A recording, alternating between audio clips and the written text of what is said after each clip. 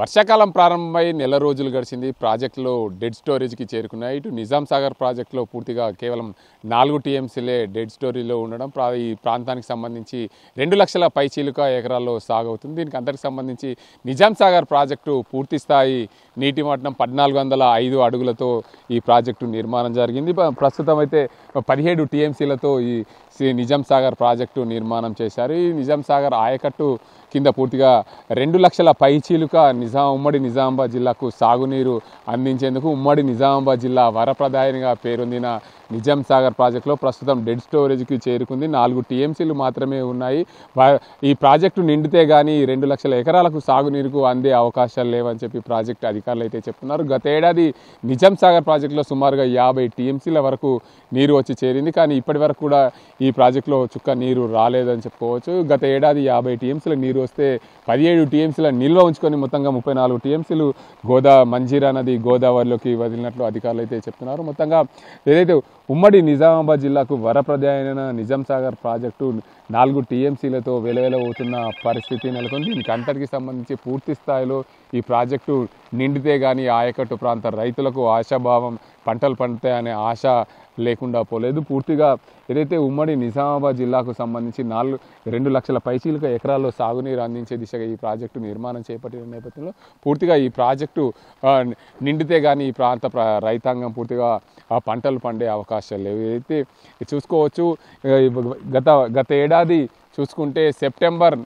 మాసంలో నిజాం సాగర్ గేట్లను ఎత్తి మంజీరా నదిలోకి నీళ్లను వదిలారు. మంజీరా నది గుండా ఈ గోదావరిలో కలిసి శ్రీరామ్ సాగర్ ప్రాజెక్టులు వెళ్ళిన పరిస్థితి ఉంది. ఈ ఏడాది కూడా ఇప్పటి వరకు కూడా నెల రోజులు గడిచింది. పూర్తి స్థాయిలో వర్షాలు లేక రైతాంగం అల్లాడిపోతున్న పరిస్థితి ఉంది. ఇప్పుడిప్పుడే వర్షాలు కురవడం దీనికి అందరికి సంబంధించి కొంచెం రైతులైతే ఆశాభావం వ్యక్తం చేస్తున్న పరిస్థితి నెలకొంది. మరోవైపు చూసుకోవచ్చు ఏదైతే నిజాం సాగర్ ప్రాజెక్టు పూర్తిగా నిండితే ఈ నిజామాబాద్ జిల్లా వ్యాప్తంగా ఉన్న 2 లక్షల పైగా ఎకరాల్లో పూర్తిగా వరి సాగు చేసే రైతులకు ఆనందం వ్యక్తం చేసే అవకాశాలు ఉన్నాయి. మరోవైపు చూసుకోవచ్చు ఈ ప్రాజెక్టుకు సంబంధించి చూసుకుంటే ఆనాడు నవాబు నిర్మించిన ఈ ప్రాజెక్టు పూర్తిగా ఈ గేట్లన్నీ కూడా చూసుకోవచ్చు మ్యాన్ హ్యాండిల్తో గేట్లను అయితే లిఫ్ట్ చేస్తున్న పరిస్థితి చూసుకోవచ్చు.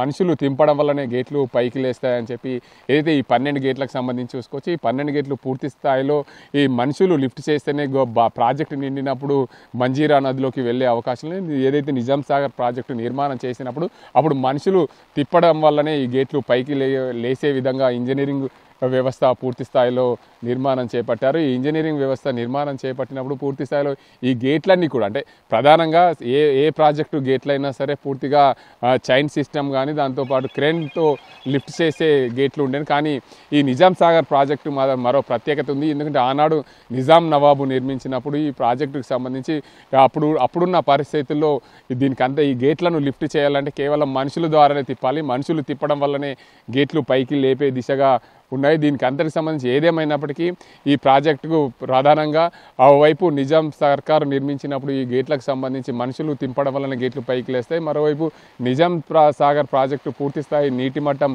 1405 అడుగులకు 17 టీఎంసీలతో నిర్మాణం చేపట్టారు. 17 టీఎంసీలతో నిర్మాణం చేపట్టిన నిజాం సాగర్ ప్రాజెక్టు పూర్తి స్థాయిలో నీరు లేక వెలవెలబోతున్న పరిస్థితి నెలకొని. ఇంకోవైపు నిజాం సాగర్ ప్రాజెక్టు పూర్తి స్థాయిలో నిండాలంటే గత ఏడైతే సెప్టెంబర్ మాసంలో నిండింది. ఈ ఏడాది కూడా సెప్టెంబర్ మాసంలో నిండుతుందని చెప్పి రైతులైతే ఆశాభావం వ్యక్తం చేస్తున్న పరిస్థితి నెలకొంది. ఇప్పుడైతే ఈ ఏడాది ఇప్పటి వరకు కేవలం 4 టీఎంసీల నీరు మాత్రమే ఉంది. దీనికి అంతటికి సంబంధించి మరింత వర్షాలు పడితే పూర్తి స్థాయిలో ప్రాజెక్టు నిండే అవకాశాలు ఉన్నాయి. 4 లక్షల ఏదైతే నిజాం సాగర్ ప్రాజెక్టు ఆయకట్టు కింద 2 లక్షల పైచీలిక ఎకరాలు ఉమ్మడి నిజామాబాద్ జిల్లాలో వరి పంట సాగు వివిధ పంటల సాగుతో పాటు వరి పంటలు కూడా సాగు చేసేందుకు రైతులకు నీరు అందించే దిశగా ఈ ప్రాజెక్టు నిండితే ఈ ప్రాంత రైతులు ఆనందం వ్యక్తం చేసే అవకాశాలు. మరోవైపు నిజాం సాగర్ పైన బ్యాలెన్సింగ్ రిజర్వాయర్గా సింగూరు ప్రాజెక్టు నిర్మాణం చేపట్టారు. సింగూరు ప్రాజెక్టు ద్వారా అయితే నీళ్లు నిండి 30 టీఎంసీలతో ఉన్న సింగూరు ప్రాజెక్టు ప్రస్తుతం 20 టీఎంసీల వరకు ఉన్నాయి. మరో 10 టీఎంసీలు నిండితే కానీ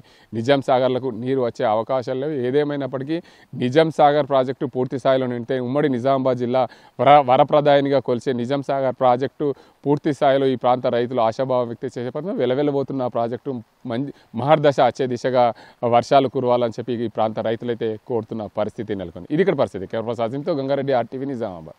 తెలుగులో ఫాస్టెస్ట్ న్యూస్ ఇప్పుడు కొత్త అవతారంలో 5 సెకండ్లోనే పూర్తి వార్తా సమాచారం మీ చేతిలో. సోషల్ మీడియా ట్రెండ్స్ మీ కళ్ళ ముందుకే live TV and voice search ఆప్షన్స్తో ఇప్పుడే డౌన్లోడ్ చేయండి. యాప్ లింక్ డిస్క్రిప్షన్లో ఉంది.